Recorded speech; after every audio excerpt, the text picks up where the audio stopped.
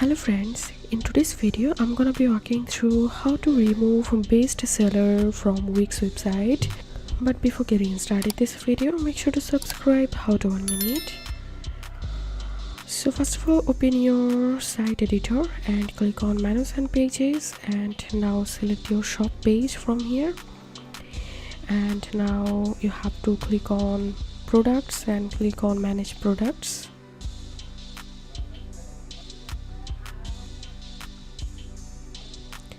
And here you will get all the products you uploaded on your site.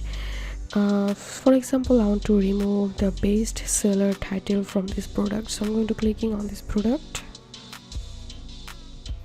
and here we can see the best seller inside of ribbon section, so I'm going to deleting this from here and I'm clicking on save.